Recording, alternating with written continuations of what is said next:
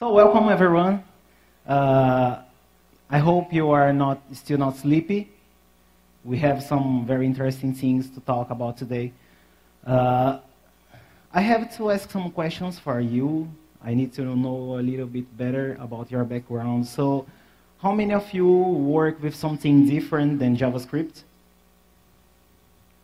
Nice. We still have hope. Beyond that,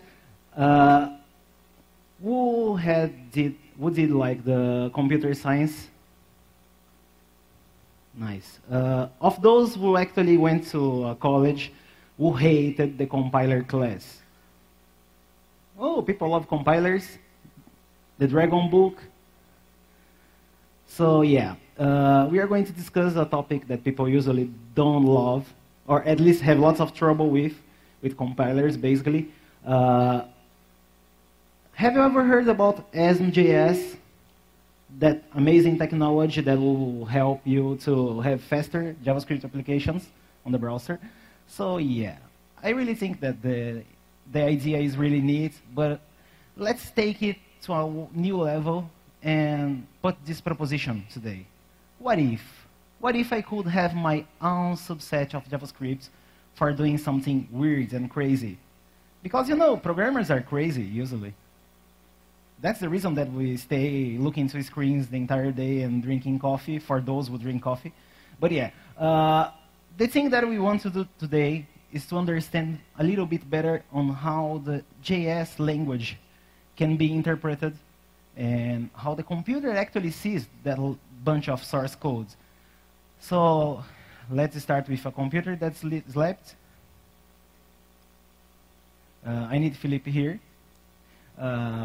I'm not Philippe. So that's the thing. We have a bunch of source codes which is actually being treated by the computer using a technique named parsing. Whoever done a parser in their life? Nice. Do you still have brains?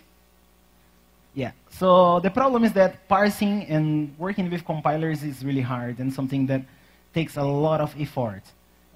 We want to make this easier, so we really need to thank Felipe. Okay, thank you. So what we are going to do, I have a question for you. What if we wanted to make all our application code to be forbidden to ever call eval? Would that be a good thing? Anyone that loves eval here? Come on, eval is fun. You can easily make lots of trouble by using it. So let's say I want to have a function.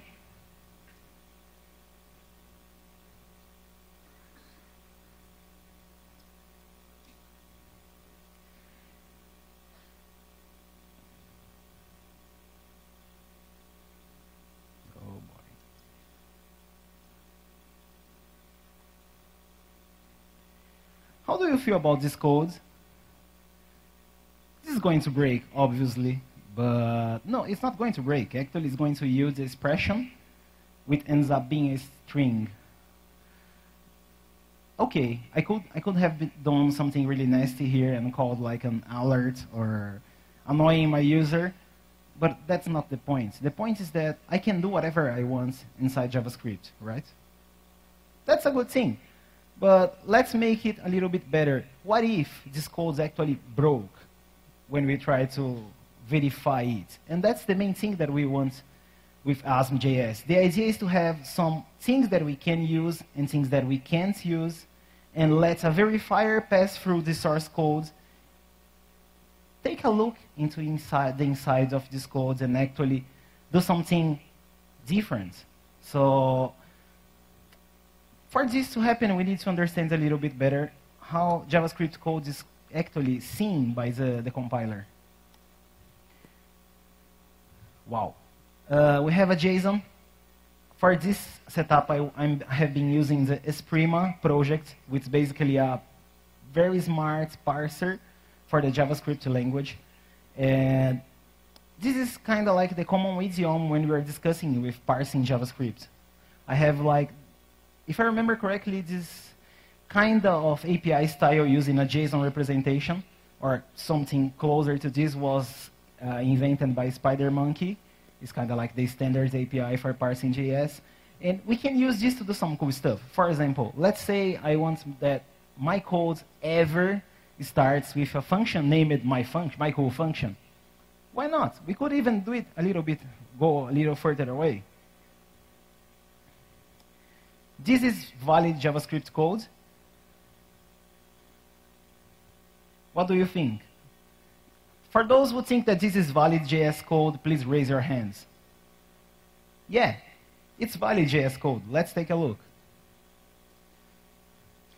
As you can see, we have just, it doesn't look good because of the lower the screen. We have a simple construct named program here. Just a single program which does a lot of useful stuff, which is basically nothing. We can improve this. It adds something like this.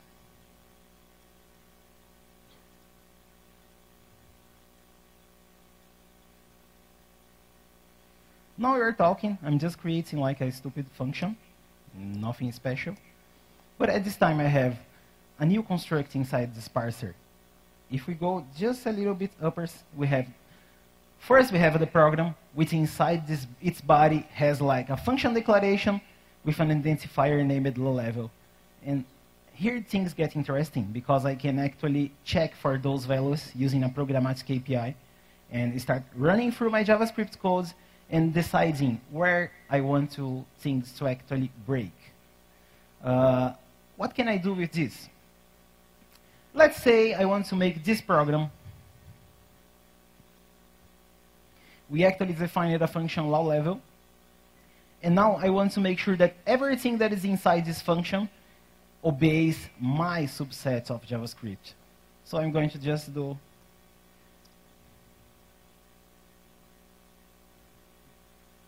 wait a minute. I just created something weird. I have added to my function body an expression which just says use lowlevel. This is not useful, right? What if I have been running this code inside my browser? It will do nothing. It wouldn't be useful. But I could do something different. Given that I have all the JavaScript structure into this AST, because this is the representation of an abstract syntax tree, I could walk through these nodes, take a look if things look right, and then do something completely different. When we talk about compilers, we have a structure that usually starts with parsing the code, constructing an abstract syntax tree, then constructing an intermediate representation, which ends up generating code. And it's not generating code, it's generating matching code. So I could do something really cool here. What about, we have Arduinos, right? Everyone knows Arduinos, everyone loves them.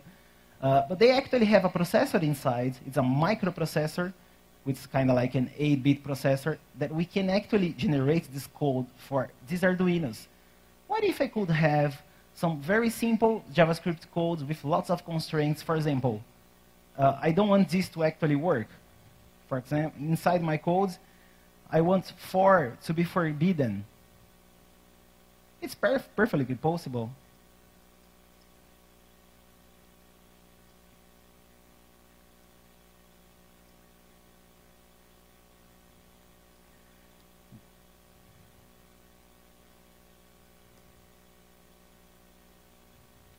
Now we have something more interesting here. We have a bunch of code just for a single for. And I can do something like this. Take a look at my abstract syntax tree, and if you find a node that is called for statement, just blow up. You can't use for, sorry. So With this, we can start actually limiting what the user can do, which is not necessarily a bad thing, given that I want my code to actually run on a microcontroller. So I can just say, okay, you can't use for, you can't do any function calls besides the functions, the blessed functions that I told you that you can. So we can do something like this. Let me remove this for example.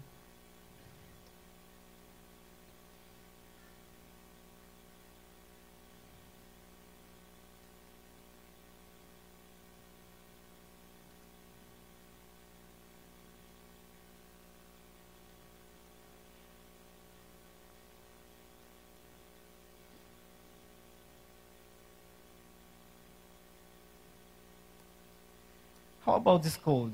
I can make the validation not during runtime like we are using in JavaScript. We can actually ask for my verifier to just go and say, okay, you're going to take a look inside the structure of this JavaScript code, and if the user has called the blink LEDs, then I can generate the equivalent code that is going to run on this Arduino. But we're not talking about running this JavaScript code, but using JavaScript, the syntax that we are used to, as a source for generating code for another completely different thing. And here the things start to get interesting, because how many of you have ever heard about node bots? Node bots controlling robots with JavaScript.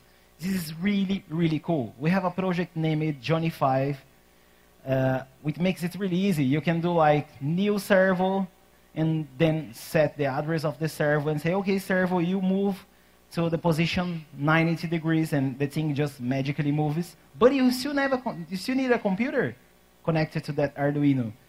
And with stuff like this, we can actually generate codes that can run standalone on the microcontroller. So for example, you create your JavaScript codes, then you just go and generate the codes and forget it. The thing will keep running forever, which is a really nice thing.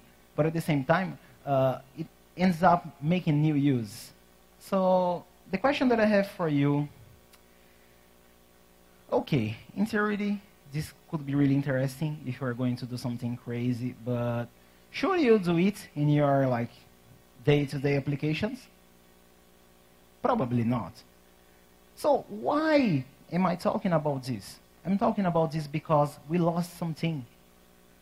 The developer community, as long as the time goes passing, had lost something really important. Our generation of programmers have been spoiled by abstractions. Today we rely on very higher level abstractions and actually forgot how computers were supposed to work under their hood. Well, is this a problem? Not necessarily, but sometimes we are just losing the craft. I mean, in the sense of why we ended up doing computer stuff, why we ended up programming. We had a world in the past where we will care about an event loop and creating games with very severely limited constraints. We lost something in the process. We forgot how to enjoy the actual machine that it was running under the hood. And if we talk today about memory use, for example, there was the time that we cared about memory allocation. Now I just don't care, I have a garbage collector. But then we start creating a game, and suddenly the garbage collector gets in the way. And if you haven't had the time to actually at least take a look at the past, you are probably doomed to have the same problems that people had in the past. JavaScript is making like 20 years by now, and it started something amazing. It opened up the doors for people to do very smart stuff. People have been doing like amazing sites and web applications, controlling robots. People are even doing like science with JavaScript. But what about the machine underneath? We know that the web is the future for applications, right? I really hope so. But despite that, we still need to remember that we have a computer under that is working and doing our stuff. So how do we get back and learn something better about this? We are defining like a lower level structure. We could, for example, instead of receiving this magic Arduino object, we could just go and actually call a C library. We could call a operating system library. We could do anything we would like to, because the possibilities are kind of like unlimited. So there is a project that I would like to invite you to read, which is this one.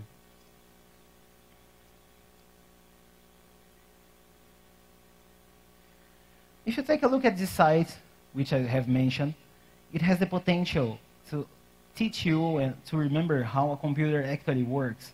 It goes all the way down to the logical parts, and then you start creating like an arithmetic unit, and then going to create your own CPU, your own memory bus, and then you can end up learning where everything came from. It's a very interesting book, it's a nice read, and it will teach you a lot of the things that we started ignoring over the years. And apart from that, we go back to this thing that I mentioned to you. Why should I care about compilers? Have you ever had like a problem in your work that would need to have compiler knowledge? It happened to me more than once. And I didn't have the knowledge, and it was really painful to learn all that compiler crap and ASTs and parsers and lexers and scanners and all these things in a very short amount of time. But I noticed that something different happened when I started playing with compilers. I ended up being a better programmer. The same thing that happened when I stopped being kind of like picky and started really learning how JavaScript worked. My background is from Java programming and C programming, and I was like, JavaScript, that thing that you use for creating fancy sites and annoying pop-ups. No, the things evolved. After we stopped using our prejudice against something that we don't actually like, we can end up learning a whole new different world. A whole new different world that can open your minds for opportunities and possibilities that you didn't know they existed before. So it's really important for us to take a look on the things that we don't necessarily like. It was 10, or I still have 10? Okay. So I would like to invite you today to take a look down below the JavaScript. We have lots of cool stuff happening inside the browsers, inside Node. We have the opportunity of going beyond JavaScript. And we can do this by just applying the same tools that we always had. We have like compiler classes and compiler books since forever, like it's been a long time. If you go and look for the GCC compiler, it's like ages old. But we still have some things that we can learn from this project. And if you like compilers, if you like playing with low-level stuff, I highly recommend you to stop worrying and start playing with it. How many of you have ever played with CoffeeScript? CoffeeScript? ES6, for example.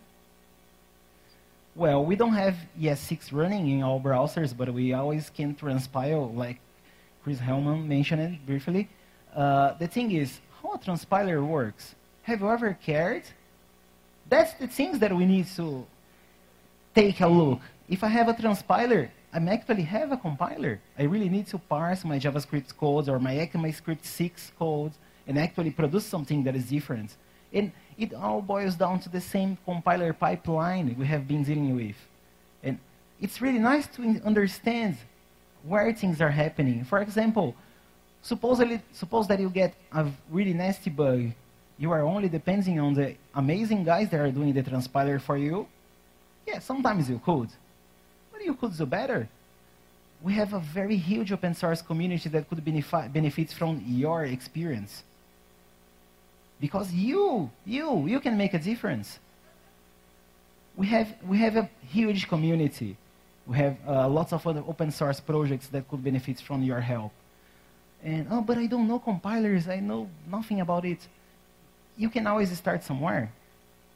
There is a term that we have on all the open source communities, which is janitor tasks. So how I started doing compilers? First, I started doing documentation and wiki migration and all the things that no one in the project wanted to do. This gave me the opportunity of knowing and understanding the most valuable asset any open source project has: people. It's not the code, it's about the community. When you start interacting with people smarter than you, you end up learning and you end up creating connections that will make you a better developer and a better person in the future. So I can't recommend enough you to involve in open source and play with stuff like this. So where's Daniel? Where's Daniel? Daniel, come here. Up? Okay.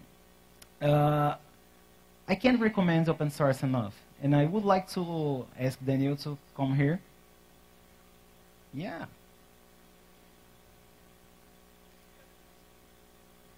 Too late. He's asking me to not get him by surprise, but I already did it. Do you remember the times where you were starting with Node? The early days, the very early days. I think you were the first person that ever played with Node that I knew. There's a CMS system very, very long time ago. My previous job. Was it hard to start? Yes, lack of resources and all this stuff, but the motivation was bigger than anything. Yeah, the motivation was bigger than anything. Why? Because it was something very innovative, and we truly believed on the technology, and we have the assets and the good people working on the project and all this stuff. Yeah, so we had the good people working on this stuff, and it was different from everything you had. If you remember correctly, at that time, the only option for you to run JavaScript code on the background, on the back end, was doing Java with Mozilla Rhino, which was an awesome project, but it was, oh man, it was really slow. Yeah. And you had to deal with Java, and I know that lots of you don't like Java, or do you like Java? Or I won't ask if you guys like Java, because I'm sure that some people will get like uneasy at raising their hands. I like Java. It's a nice language, because there is no such thing as a bad language, mostly. So I asked Daniel to come here because that's the thing that happens with everyone. You want to go already? I don't know. You can go. That's fine.